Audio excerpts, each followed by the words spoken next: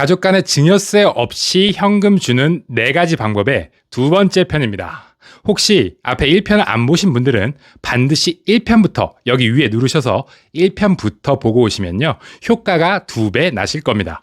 자, 1편에서는 기본적인 거 2가지 말씀드렸고요. 자, 2편에서는 나머지 3번째, 4번째 2가지 말씀드려야 되는데요. 미리 말씀드리지만 조금 어렵습니다.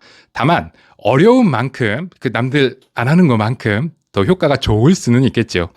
1편에 이어서 3번째 방법, 바로 자녀에게 무상담보가 가능한 기준을 반드시 알아두자입니다. 무상담보라고 말씀드렸습니다. 자, 이것은 엄밀히 얘기하면 자녀한테 직접 현금을 주는 것은 아닙니다. 이 방법은 배우자나 또는 자녀가 현금을 융통하게 만들어주는 방법인 겁니다. 즉, 2번째 방법이 직접 배우자나 자녀에게 현금을 빌려주는 방법이었다면, 이 방법은요, 자녀가 자금을 융통할 수 있도록, 즉 은행이 자녀에게 현금을 빌려줄 수 있도록 담보를 제공해주는 방법입니다. 자, 여기까지 듣고 똑똑하신 분들은 바로 알아채셨을 겁니다. 맞습니다. 우리 세법은요, 자녀가 은행에서 돈을 빌릴 때 부모가 담보를 제공해서 자녀가 이자를 은행에 덜 내게 되어서 만약에 이익을 봤다면 여기에 증여세를 부과하도록 규정되어 있다는 것입니다. 자, 그렇죠. 1편 영상을 보신 분들은 바로 아마 감이 오실 겁니다. 분명히 여기에도 일정 기준까지는 증여세가 없고 이걸 넘어가면 증여세를 내는구나. 예, 맞습니다. 자, 우선 챙겨가실 것 하나는요. 자, 부모가 자녀에게 이런 담보도 막 제공해주면 안 되는구나, 이겁니다. 이게 첫 번째고, 자, 2번째, 담보를 제공했을 때 증여세가 안 나오는 기준은 뭔데, 이겁니다. 자, 이 방법 역시나 세법에 명기된 방법이고요. 2023년 현재 유효한 세법이니까요, 믿고 따라오셔도 될 것 같습니다. 세법은요, 매년 개정이 일어나기 때문에 예전 영상을 보시면 오히려 잘못 알고 오히려 사고가 날 수가 있습니다. 이 선무당이 이게 사람을 잡게 돼버리죠. 자, 저희 전국민 세금학교 구독자분들은요, 절대 그러신 일 없도록 제가 불철주야 업데이트해서 영상을 업로드하도록 하겠습니다. 자, 여러분들께서 하실 일은요, 그저 제 영상을 편안하게 시청하시고 이 아래에 있는 구독, 좋아요, 알림 설정 버튼을 꾹 눌러주시면 되겠습니다. 자, 이 내용은요, 상증세법 37조, 시행령 27조, 관련 시행 규칙 등에 퍼져서 규정되어 있습니다. 뭔가 이렇게 좀 꽁꽁 숨어 있는 게 마치 되게 좋은 것 같은, 좋은 세법 같은 그런 느낌이 좀 드실까요? 자, 본론으로 다시 바로 들어가셔서 이 규정은 분명 조금 어렵습니다. 천천히 말씀드리도록 하겠습니다. 우선 상황을 가정하면요, 자녀가 은행에서 대출을 받는 겁니다. 이렇게 대출을 받을 때 부모가 아까 자녀가 대출이 안 나오는 겁니다. 재산도 없고 소득도 그냥 평범해서 대출이 안 나오는 경우에 부모가 부모의 부동산을 담보로 은행에 제공을 하는 겁니다. 자, 이렇게 되면 자녀한테는요, 먼저 대출이 안 나오는 대출이 나오죠. 자, 2번째는요, 만약에 이걸 자녀가 신용으로 빌렸을 때보다 부동산 담보를 받은 은행은 반드시 대출 이자를 낮게 해준다는 겁니다. 자, 이것도 자녀가 이익을 봤으니까 증여라는 겁니다. 즉, 덜 낸 이자만큼 증여다, 이겁니다. 덜 낸 이자만큼 자녀가 이익을 봤으니 그거는 증여를 받은 것이고, 그러니까 자녀 너가 증여세를 내라. 이게 우리 세법입니다. 자, 그러면 이것도 마찬가지로 뭐 단돈 100원 몇천 원 걷고자 하는 건 아니니까 분명히 어떤 면세 구간, 공제하는 구간이 있을 겁니다. 얼마까지 괜찮을까요? 조금 어려운데요. 자녀가 은행에 덜 낸 이자가요, 1천만 원이 안 되면 괜찮습니다. 기준은 똑같네요. 앞에 2번째 방법에서 빌려줄 때도 이자가 1,000만 원 기준이었고요. 지금 부모가 자녀의 대출에 담보를 제공할 때도 그 기준이, 그 이득본 이자 금액이 1,000만 원까지는 괜찮다. 똑같지만 다르죠. 자, 이렇게 덜 낸 이자는 그럼 어떻게 계산하냐? 마찬가지로 우리 법은요, 법정 기준이자를 4.6%로 기준을 딱 잡았고요. 만약에 4.6%로 기준을 딱 잡았는데 자녀가 3.6%의 이 대출을 받은 겁니다. 자, 그럼 1%만큼 자녀는 이자를 덜 내고 돈을 빌려왔죠. 자, 그러면 이 담보 때문에 1%를 적게 낸 것으로 보고 이 원금에다가 이 1%를 곱한 게 1천만 원이 안 되게끔 해라, 이런 말입니다. 이게 수식을 말로 표현하니까 어렵죠.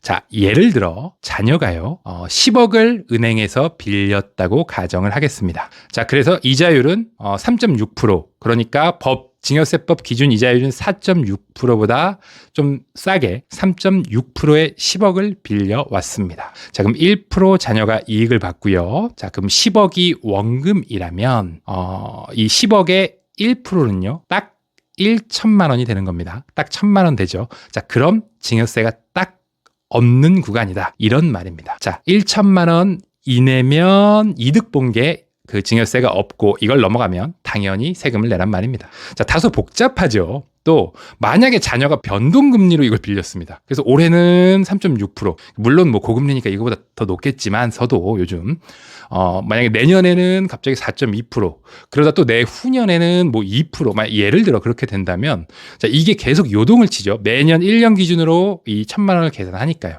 자, 그러면 이걸 매년 계산하다가 아마 머리 깨질 수도 있겠죠. 굉장히 난해한 상황이 다가오는 겁니다.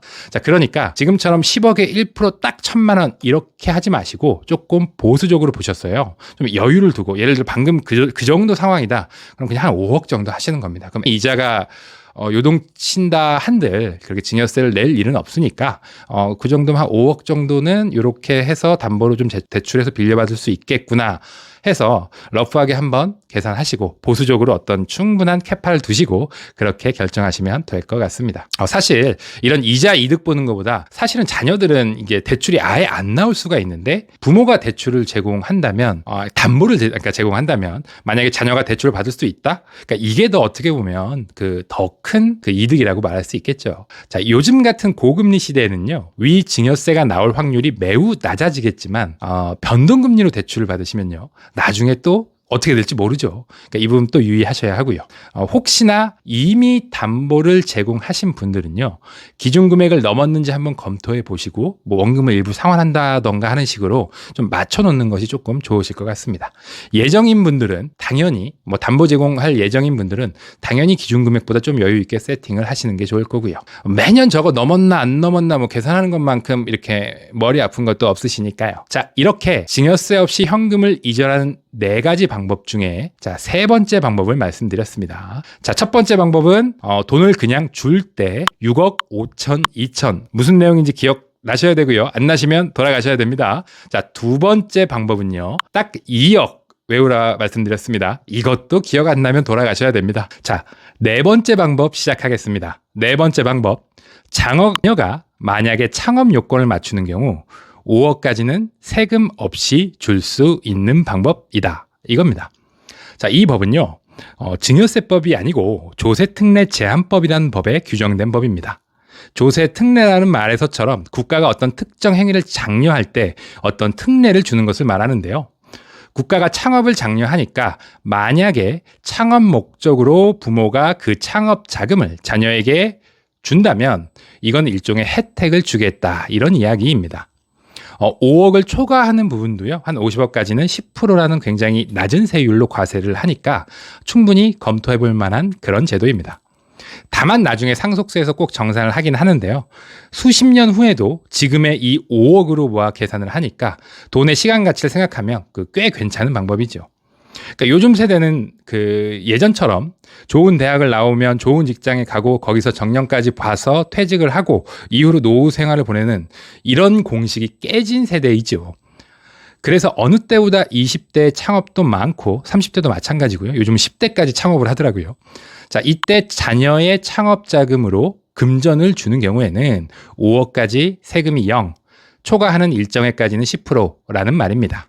당연히 혜택이 크므로 요건도 까다롭긴 합니다. 자, 크게 그 요건을 말씀드리면요. 첫째, 순수한 창업이셔야 됩니다.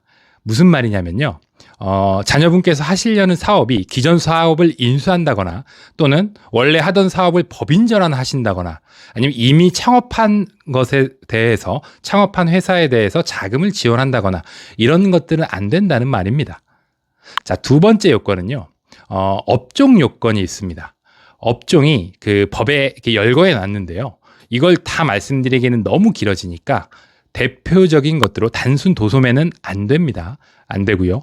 제조업 또는 통신 판매업 또는 그 젊은 세대들이 많이 하는 IT, 통신 판매가 전자상거래입니다. 온라인 마켓 또는 IT 같이 이런 젊은 세대들이 많이 하는 업종은 가능하다고 열거되어 있습니다. 그러니까 이런 업종을 노리시는 게 좋으시겠죠. 자, 세 번째는요. 당연히 해당 자금을 부동산, 토지 건물이 아닌 그 사업용 자금으로 사용하셔야 되는 겁니다. 예를 들어 뭐 제조업이면 제조 설비, 아니면 IT면 그 프로그램을 구매한다던가 또는 이 개발한다던가, 이 개발도 막 요즘은 막 거의 억 단위 들죠. 또는 그 사업장의 임차 보증금, 이런 건 사용이 가능하시다는 겁니다. 그 창업 자금이니까 당연히 그 창업용 사업 자금 이렇게 사용하셔야 된다는 그런 의미죠. 자, 이게 특례다 보니까요. 그 혜택이 좀 많죠. 5억까지 0이니까. 그러니까 요건도 좀 까다롭기도 하지만 이걸 다 충족하셔야 하고요. 이걸 충족하고 사업을 하시는 이후에도요. 사후 관리가 있습니다. 그러니까 혜택이 많은 만큼 주의도 많이 기울이셔야 합니다. 또 그 상속세 때, 외람된 말이지만 돌아가실 때, 좋은 곳으로 가실 때 그때 정산이 한번 된다는 것도 알아두셔야 될 것 같습니다. 자녀가 창업 계획이 있다면 5억까지 또 다 안 하시는 경우에 뭐 사실 자녀 창업하실 때는 단 몇 천만 원이라도 만약에 지원해 줄 수가 있다면 증여세 없이 이게 자금이 갈 수 있으니까 한번 고려해 보시는 것도 괜찮을 것 같습니다.